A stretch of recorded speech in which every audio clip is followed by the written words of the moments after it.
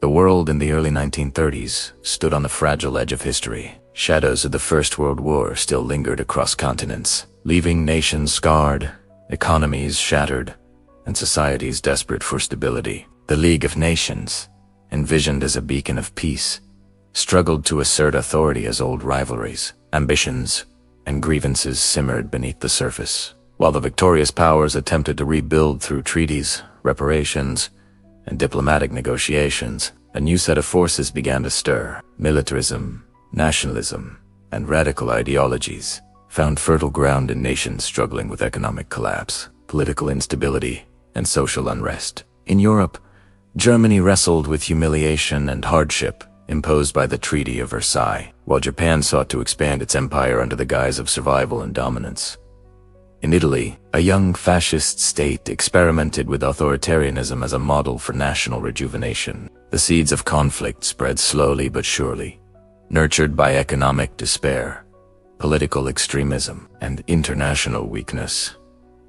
Every decision, invasion, and treaty, every moment of inaction, moved the world closer to a confrontation that would engulf the planet once more. This is the story of the road to World War II from 1931 to 1934, a critical chapter that shaped the forces, ambitions, and tensions that made global conflict inevitable. Let's begin.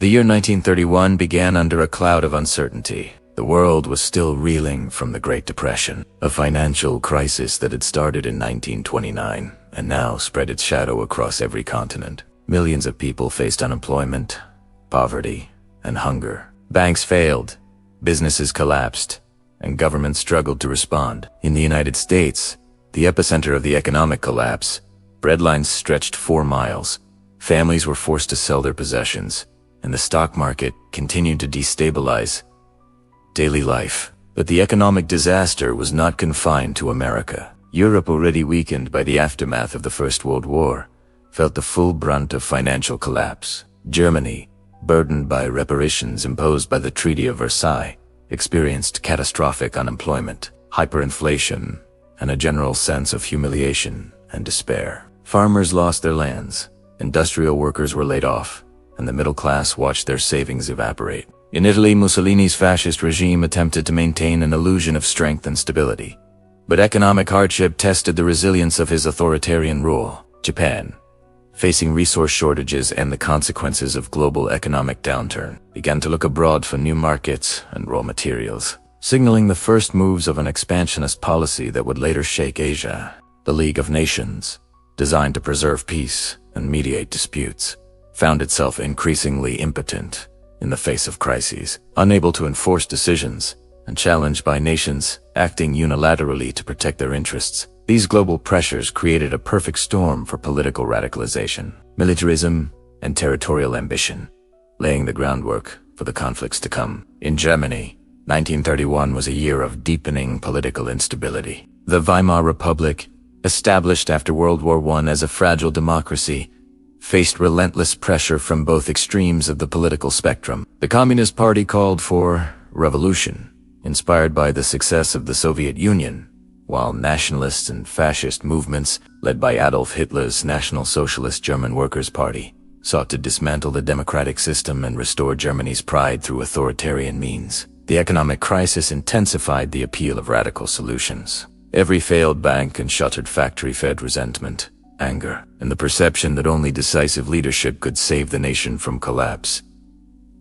Hitler capitalized on this atmosphere, portraying himself as the savior of Germany, promising to defy the Treaty of Versailles, revive the economy, and restore national honor. The Nazi Party, although still not in full control of the government, increased its presence dramatically, organizing rallies, propaganda campaigns, and paramilitary demonstrations. Streets became battlegrounds between Nazi-brand communist militias and the police, creating an environment of chaos and fear. While moderate politicians attempted to maintain order and negotiate compromises, they were increasingly sidelined by extremist voices demanding immediate and radical action. Every policy failure, every misstep by the government, strengthened the perception that democracy was weak, ineffective, and unable to respond to Germany's crises. International observers watched anxiously, noting that Germany's instability could have serious repercussions for European peace. Neighboring nations feared that internal chaos could spill over borders, disrupt trade, and provoke new conflicts. Yet the League of Nations had no mechanism to intervene effectively in domestic affairs, leaving the world largely powerless to prevent the rise of radicalism. Meanwhile, in Asia, Japan embarked on a path of aggressive expansion. Resource scarcity and the effects of the global depression made self-sufficiency increasingly difficult. Japan's leadership, influenced by nationalists and militarist ideologies, argued that the empire must acquire territory to secure raw materials, markets, and strategic advantage. In September 1931, Japanese forces staged an event in Manchuria, known as the Mukden Incident. Japanese soldiers deliberately sabotaged a section of the South Manchurian Railway, a project controlled by Japan, and used it as a pretext to justify the invasion of Manchuria, a region rich in natural resources and industrial potential. This act of aggression marked a significant escalation in Japanese militarism. Within weeks, Japanese troops occupied key cities and established control over the region, effectively creating the puppet state of Manchuria. The international response was cautious and largely ineffective. The League of Nations condemned Japan's actions but lacked the ability to enforce sanctions or compel withdrawal. Japan, defying international opinion, consolidated its hold on Manchuria and signaled a new era of aggressive expansionism that would ultimately destabilize East Asia and challenge the principles of international law. In Europe, Italy, under Benito Mussolini, observed Japan's actions with interest. Mussolini's fascist regime, established in the 1920s, presented itself as a model of authoritarian governance capable of maintaining order amid economic and social crises. Italy had colonial ambitions in Africa and the Mediterranean, but economic constraints limited its ability to expand aggressively. Nonetheless, Mussolini cultivated the image of strength and modernity, emphasizing nationalism, militarization, and the unity of the state. Italian propaganda highlighted Italy's achievements while promoting the notion that only strong leadership could secure national destiny. Mussolini's careful balancing of diplomacy and domestic control served as a warning to other nations that regimes could exploit crises to consolidate power, while still engaging in international politics with calculated restraint. This juxtaposition of Italian stability and German chaos demonstrated the spectrum of responses to the post-war and post-depression world, influencing both allies and adversaries alike. The global economic crisis of 1931 further fueled instability. Nations struggled to maintain currency stability, protect employment, and avoid social unrest. The United States, despite attempts at relief programs, remained mired in depression. Britain, though less severely affected, faced declining trade and rising unemployment. France, Germany's neighbor and a principal enforcer of the Versailles Treaty, faced political fragmentation and the challenge of balancing economic recovery with security concerns. Economic protectionism, tariffs, and competitive devaluations became common tools for governments seeking to shield their populations. Yet these measures often exacerbated international tensions. Trade conflicts deepened divisions,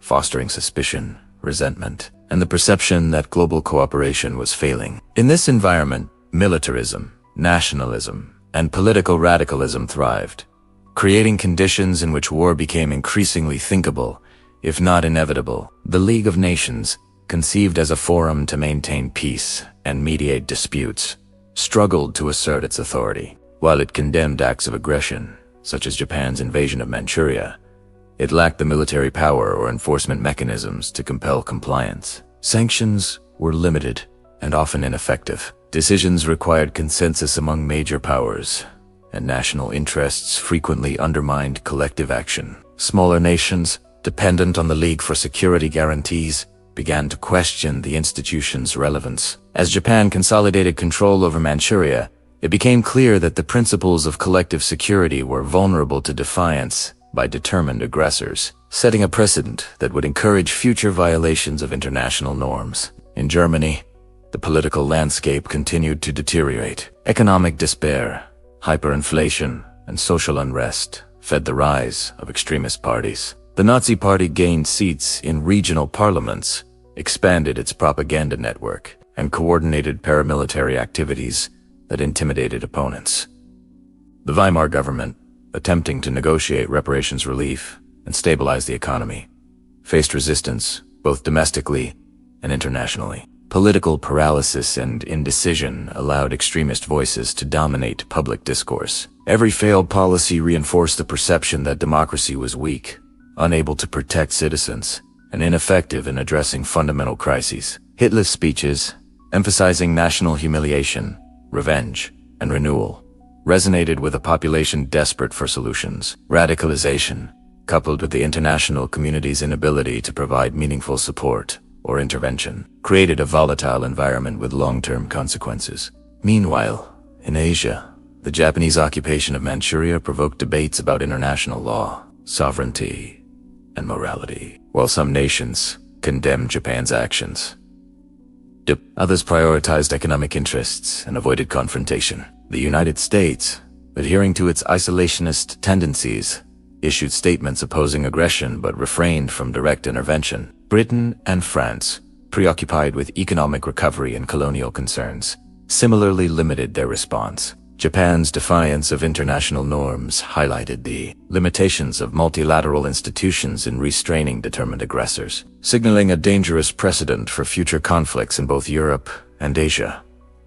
By the end of 1931, the world had already changed in profound ways. Germany teetered on the edge of political extremism. Japan had demonstrated that military force could achieve objectives despite international condemnation. Italy projected an image of authoritarian strength. The global economy remained fragile, fostering resentment, insecurity, and nationalism. The League of Nations appeared increasingly ineffectual, unable to prevent aggression or enforce collective security. Each event, each policy failure, and each act of defiance pushed the world closer to confrontation. The road to war was no longer theoretical. It had become a tangible path, marked by miscalculations, ambitions, and structural weaknesses in the international system. The forces unleashed in 1931 would resonate through the following years, shaping alliances, provoking conflicts, and testing the resilience of peace. As the world struggled with economic despair and political extremism, the stage was set for the events that would ultimately culminate in the global catastrophe of World War II. The year 1932 opened under an intensifying cloud of political and economic instability. The global depression deepened its grip, leaving no nation untouched, and governments across the world faced mounting pressure to find solutions. In Germany, the Weimar Republic faced the most severe crises of its existence. The economic catastrophe that had begun in 1929 worsened throughout 1932. Unemployment soaring to unprecedented levels, reaching over 6 million out of a population of 60 million. The middle class, once the backbone of society, was eroded by hyperinflation, job losses, and the collapse of savings. Agricultural production suffered as farmers faced plummeting prices, and industrial output shrank under the weight of declining domestic and international demand. The social fabric frayed, leaving ordinary citizens desperate for stability, security, and leadership. Amid this economic chaos, extremist political movements gained traction. Adolf Hitler's National Socialist German Workers' Party capitalized on national humiliation, portraying the Treaty of Versailles as an unjust yoke that had strangled Germany's potential. Nazi propaganda spread relentlessly,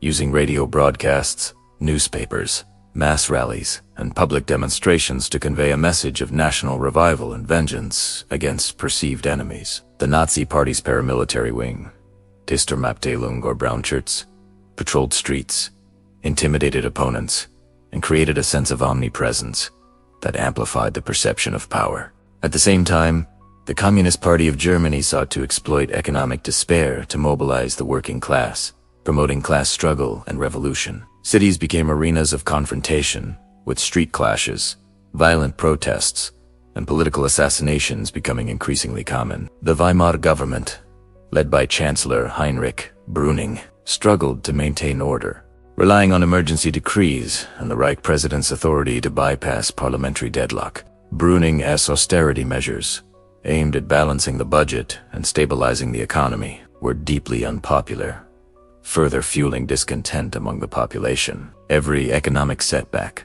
every failed policy, intensified the perception that democracy was incapable of responding to the needs of the nation, creating fertile ground for authoritarian alternatives. The presidential election of 1932 proved to be a decisive turning point in Germany's path toward dictatorship. For the first time, the populace confronted a clear choice between the fragmented democratic establishment and extremist alternatives. Paul von Hindenburg, a respected military hero and conservative figure, stood for re-election as president. Adolf Hitler challenged him, presenting himself as the embodiment of Germany's resurgence. The campaign revealed deep social, economic, and political divides, with the working-class rural populations and segments of the urban middle class increasingly drawn to Hitler's promises of national unity, economic recovery, and revenge against those responsible for Germany's humiliation. Although Hindenburg won the election by a narrow margin, Hitler's unprecedented gains demonstrated the growing acceptance of radical solutions and indicated the weakening of democratic institutions. Political instability continued to escalate, as no single party could command a parliamentary majority, leaving governance fragmented and contentious. Meanwhile, in Asia, Japan intensified its occupation of Manchuria, consolidating control over the region and establishing the puppet state of Manchukuo in 1932. The establishment of Manchukuo was accompanied by extensive propaganda campaigns to legitimize Japanese presence, portraying the intervention as a civilizing mission and a necessary measure to protect regional stability. Chinese resistance was fragmented and largely ineffective, hampered by internal divisions and lack of coordination. Japan's military leadership increasingly dominated national policy, marginalizing civilian politicians and emphasizing the importance of territorial expansion, resource acquisition, and strategic control. The League of Nations, faced with Japan's defiance, launched an investigation led by the Lytton Commission. The Commission's report condemned Japanese aggression, affirming that Manchuria was part of China and that Japan's actions violated international law. However, Japan rejected the findings, withdrew from the League of Nations, and continued to strengthen its military presence. This marked a significant moment in the erosion of collective security, demonstrating the League's inability to enforce its principles and foreshadowing future challenges to the international order. In Italy, Mussolini continued to consolidate power, projecting strength and stability domestically while pursuing cautious expansion abroad. The fascist regime emphasized nationalism, militarization, and propaganda, portraying Italy as a rejuvenated nation capable of achieving greatness despite economic hardships. Mussolini's government invested in infrastructure projects, social programs, and military modernization, balancing the need for domestic control with international prestige. Fascist ideology permeated society, promoting loyalty to the state, the suppression of dissent, and the glorification of leadership. Italy's approach contrasted with Germany's instability, offering a model of authoritarian governance that maintained control through order, propaganda, and institutional mechanisms, rather than through mass revolutionary appeal. Mussolini's success inspired other authoritarian movements, demonstrating the potential for strong leadership to navigate crises and manipulate nationalist sentiment. The global economic situation continued to deteriorate, exacerbating tensions and undermining confidence in governments. International trade declined sharply, with protectionist policies, tariffs, and competitive devaluations creating friction among nations. Britain struggled with unemployment and industrial decline, maintaining cautious approaches to foreign policy while prioritizing domestic economic recovery. France faced political fragmentation and declining colonial revenues, limiting its capacity to respond to crises abroad. The United States, still mired in depression, focused on domestic relief under President Herbert Hoover, emphasizing voluntary cooperation rather than direct intervention in global affairs. Economic despair reinforced nationalism and militarism, providing a fertile environment for radical leaders to justify expansionist policies as necessary for national survival. Throughout 1932, diplomatic efforts aimed at stabilizing Europe were largely ineffective.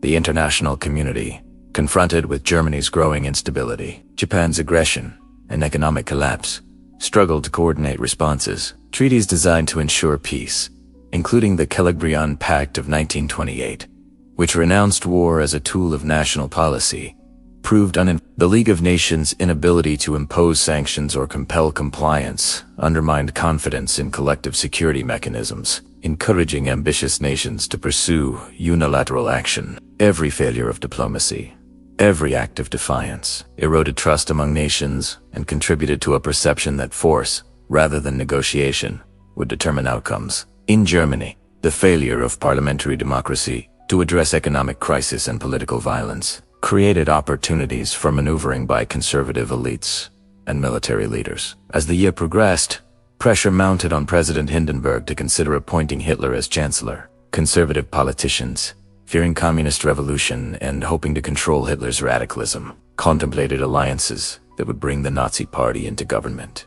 The strategy relied on the belief that Hitler could be contained once in power, an assumption that would prove dangerously misguided. At the same time, Hitler's support base continued to grow, fueled by mass rallies, charismatic speeches, and promises of national revival. Street violence and intimidation created a climate in which opposition became increasingly difficult, further destabilizing the democratic process. Meanwhile, Japan's ambitions in East Asia highlighted the fragility of the international system. By rejecting the Lytton Commission's findings and withdrawing from the League of Nations, Japan demonstrated that determined aggressors could defy international norms without immediate consequence. The failure to enforce collective security emboldened other nations to pursue their interests through unilateral action, undermining the credibility of international law. Japan's occupation of Manchuria also provided critical lessons for future conflicts, revealing the strategic advantages of rapid military intervention, the use of propaganda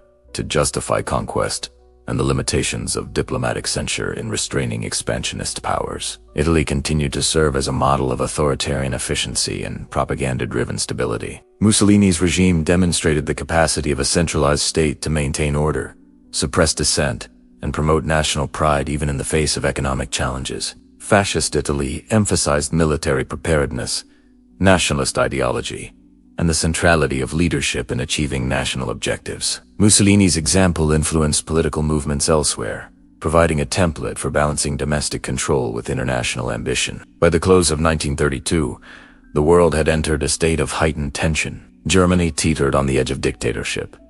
Japan pursued aggressive expansion. Italy maintained authoritarian stability while cultivating strategic influence, and economic depression fueled discontent, radicalization, and nationalism. The League of Nations appeared increasingly irrelevant, unable to enforce agreements or prevent acts of aggression. International diplomacy, weakened by economic and political constraints, failed to offer effective solutions to crises. The conditions that would later lead to global conflict were now fully visible. Political extremism, economic desperation, militarism, and the erosion of collective security created a volatile environment in which war was no longer unthinkable. Every event in 1932, every act of defiance or indecision, brought the world closer to the confrontation that would erupt into World War II. The stage for the final steps toward global conflict was being set with increasing clarity. Hitler's rise in Germany demonstrated the potential for radical leadership to exploit crises. Japan's aggression illustrated the limits of international law, and Italy's fascist state provided a model of authoritarian governance. Economic collapse, political fragmentation, and social unrest created conditions in which violence, militarism, and expansionist policies were increasingly seen as viable solutions. 1932 was a year of mounting danger. A year in which the structures designed to maintain peace were tested and found inadequate. A year that revealed how fragile the world had become. As the world entered 1933, these forces would converge in ways that would make global conflict inevitable, setting the path that would lead to the outbreak of World War II in just a few short years.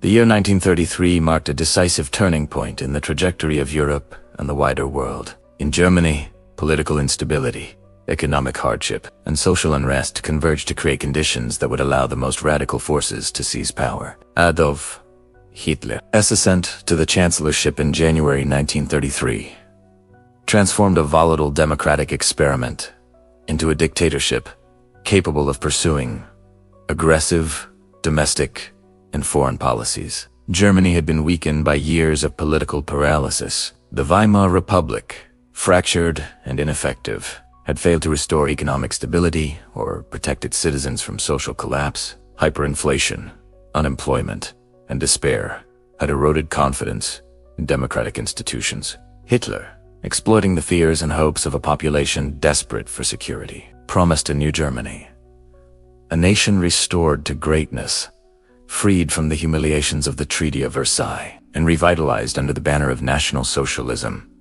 Hitler's rise was facilitated by a combination of electoral success, strategic alliances, and the support of conservative elites who underestimated his ambitions. The presidential election of 1932, though won by Hindenburg, revealed the growing strength of the Nazi Party, which had become the largest single faction in the Reichstag. Political maneuvering, negotiations, and pressure from influential figures in the army, industry, and conservative circles led Hindenburg to appoint Hitler as chancellor on January 30th, 1933.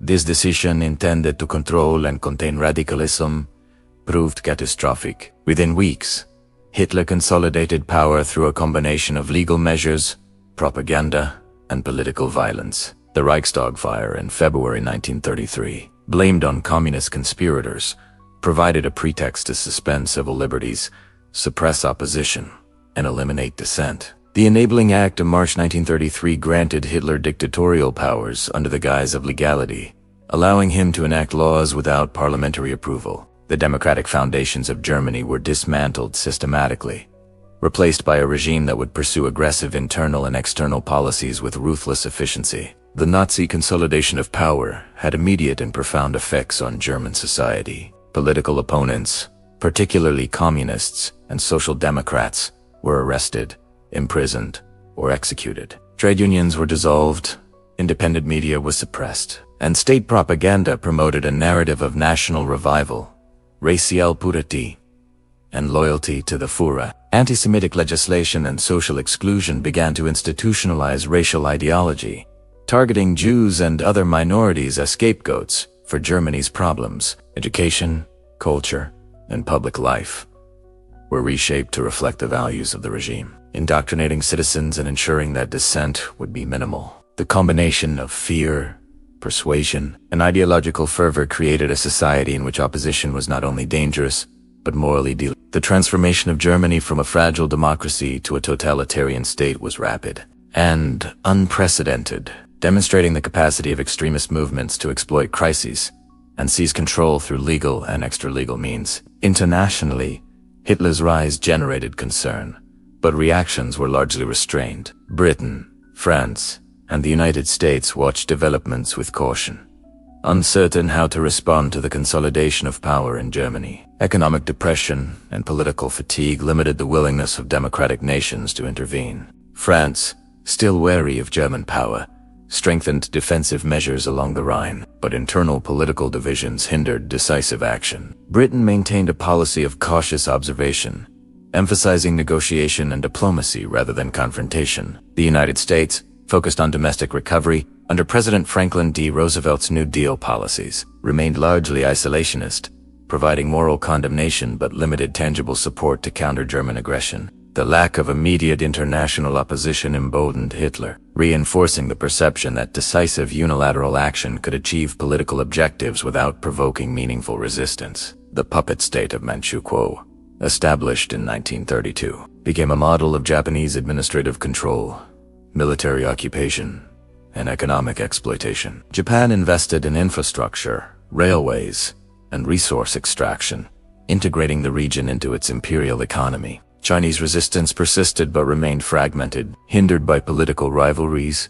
limited military capacity, and lack of international support. Japan's withdrawal from the League of Nations in 1933, following the Lytton Commission report, further underscored the limitations of multilateral institutions to enforce collective security. By rejecting international norms and demonstrating the effectiveness of unilateral military action, Japan set a precedent for future expansion, challenging the principles of sovereignty and legal constraint in East Asia. Italy, under Benito Mussolini, maintained its authoritarian stability while continuing to pursue regional influence. The fascist regime projected strength through propaganda, military modernization, and strategic diplomacy. Mussolini emphasized national pride, technological advancement, and the creation of a disciplined society aligned with state objectives. Italy's experience illustrated how authoritarian governance could maintain domestic order despite economic and social challenges, providing a model for other nations tempted by radical solutions to instability. Mussolini's regime also sought to expand its influence abroad. cultivating relationships in the Mediterranean and Africa while carefully avoiding direct confrontation with other major powers. Throughout 1933, the global economy continued to exert a destabilizing influence. This combination of internal control and strategic diplomacy reinforced the perception that fascist states could navigate crises more effectively than liberal democracies. While some nations attempted recovery programs, the lingering effects of the Great Depression created widespread social discontent, unemployment, and political radicalization. Protectionist policies, competitive devaluations, and trade conflicts further strained international relations. Economic hardship remained a catalyst for political extremism, militarism, and the appeal of authoritarian leaders who promised decisive solutions. The interdependence of economic and political instability demonstrated the vulnerability of the international system, highlighting the difficulty of maintaining peace in a world where nations prioritized survival, expansion, and ideological goals over cooperative diplomacy. The year 1934 intensified these trends. In Germany, Hitler faced internal challenges to his authority from rival factions within the Nazi Party and the conservative elite. The most significant confrontation occurred during the Night of the Long Knives in June 1934, a purge in which Hitler eliminated potential rivals, including leaders of the Sturmabteilung and other dissident figures.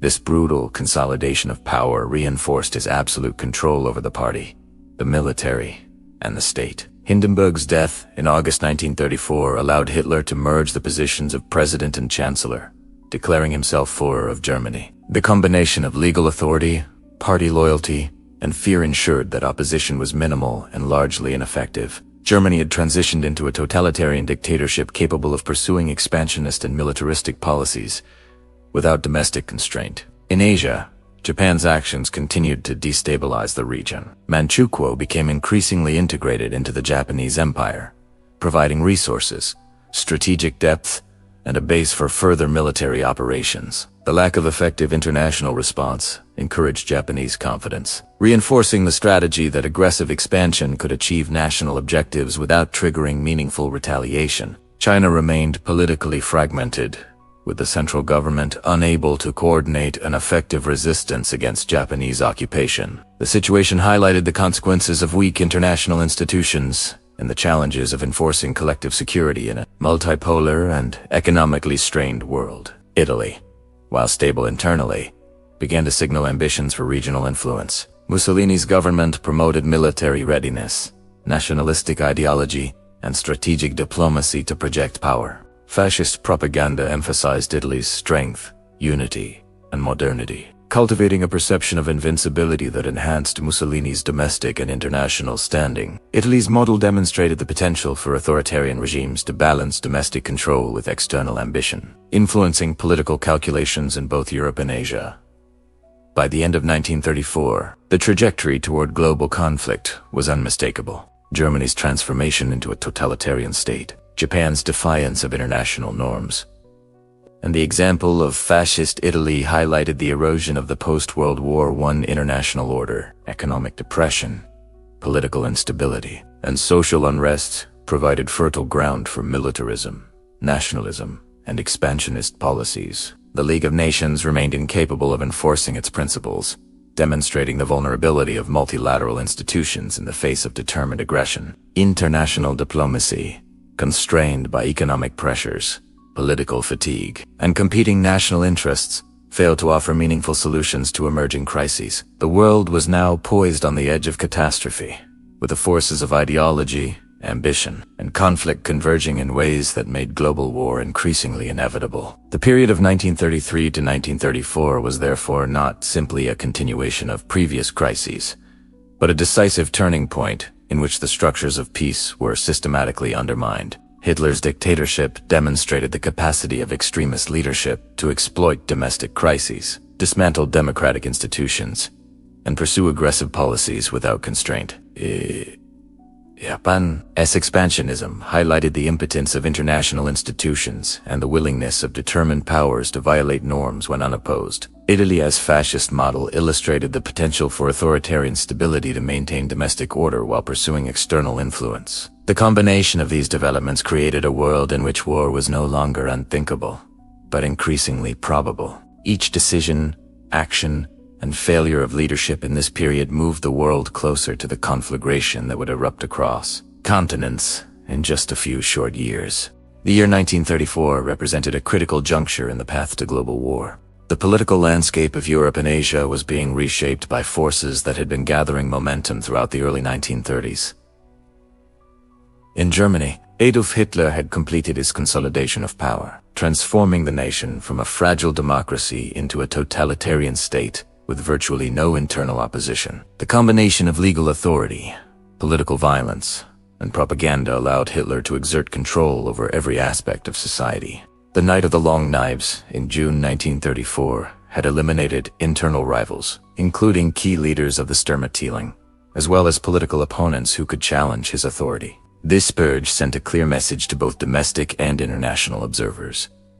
Hitler's hold on power was absolute, and any challenge would be met with ruthless elimination. Following the death of President Paul von Hindenburg in August 1934, Hitler merged the offices of President and Chancellor, assuming the title of Führer. This act not only consolidated executive authority but also removed any remaining institutional checks on his power. The German military, which had been wary of Hitler's rise, was quickly appeased with oaths of personal loyalty to the Führer, ensuring that the army would act in support of his objectives rather than as an independent force. The Gestapo and other security apparatuses expanded, creating a climate of fear and surveillance that stifled dissent. The regime's control extended into education, culture, and social organizations, indoctrinating youth, promoting Nazi ideology, and cultivating loyalty to the state above all else. The transformation of Germany during 1934 illustrated how swiftly a democratic system could be dismantled when extremist leadership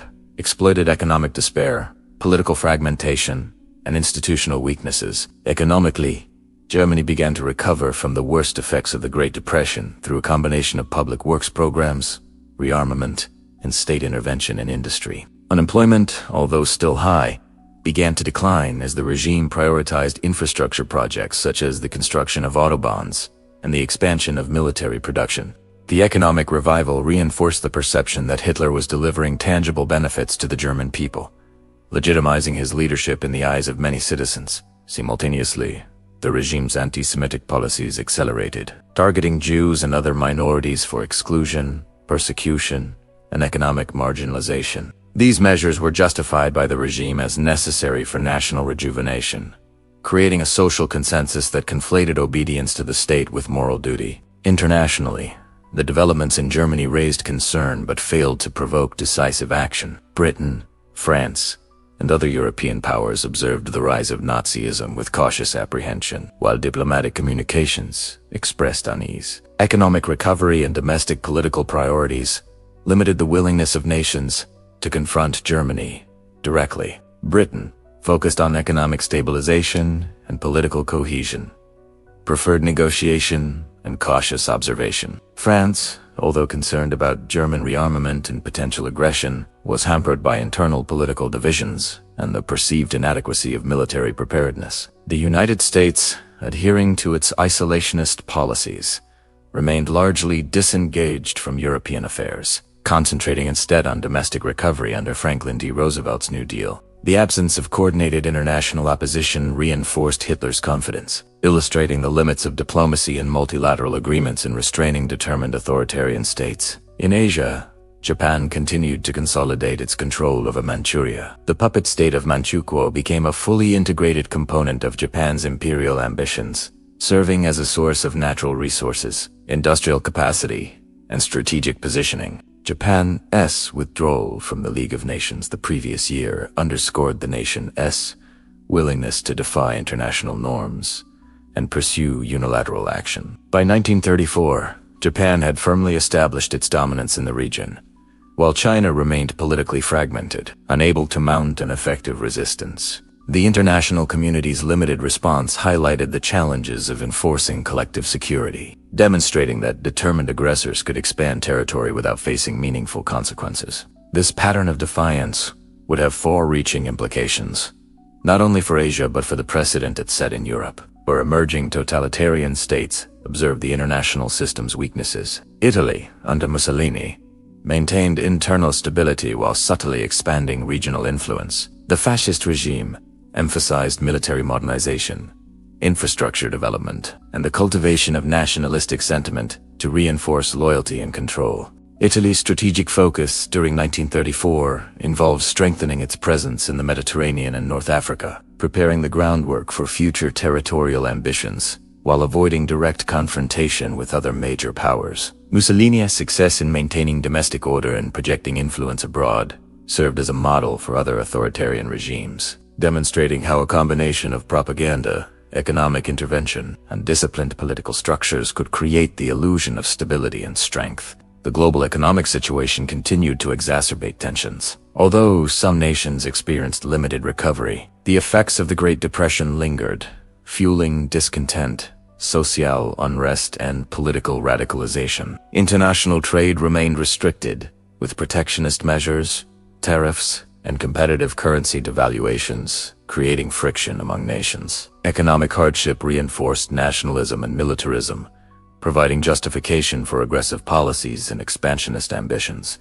Governments facing domestic crises increasingly viewed military solutions as viable strategies to secure resources, territory, and political legitimacy. 1934 also witnessed important developments in diplomacy and international relations. The League of Nations, which had struggled to assert authority over Japan, continued to demonstrate its ineffectiveness in restraining aggression. Conferences, condemnations, and resolutions produced little tangible impact, revealing the structural weaknesses of collective security mechanisms. European powers, preoccupied with economic recovery and political fragmentation, were hesitant to confront emerging threats directly. The United States, still constrained by isolationist sentiment, limited its engagement to moral condemnation and diplomatic communication. The failure of these mechanisms contributed to a growing perception among authoritarian leaders that strategic objectives could be pursued without significant opposition.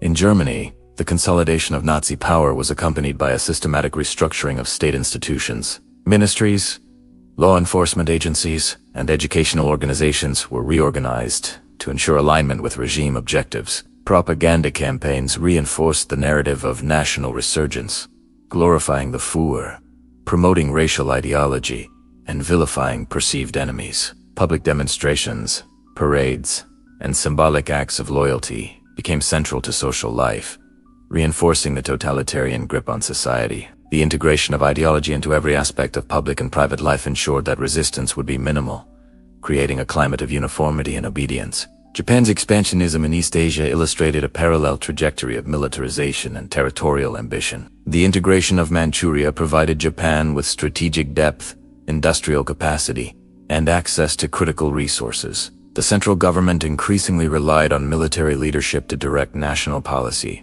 sidelining civilian institutions. Propaganda emphasized the civilizing mission of Japanese expansion, framing occupation as necessary for regional stability and national survival. The success of these strategies emboldened the military and reinforced the belief that calculated aggression could achieve strategic objectives without provoking meaningful retaliation. Italy, although not engaged in direct conflict during 1934, continued to invest in military modernization and strategic influence. Mussolini's regime emphasized technological advancement, disciplined military structures, and nationalist indoctrination. Fascist propaganda highlighted Italy's achievements, reinforcing public perception of strength and unity. This approach allowed Italy to maintain internal stability while preparing for future ambitions in the Mediterranean and North Africa. The contrast between authoritarian control in Italy, totalitarian consolidation in Germany, and militarist expansion in Japan illustrated the diverse methods by which states could exploit global instability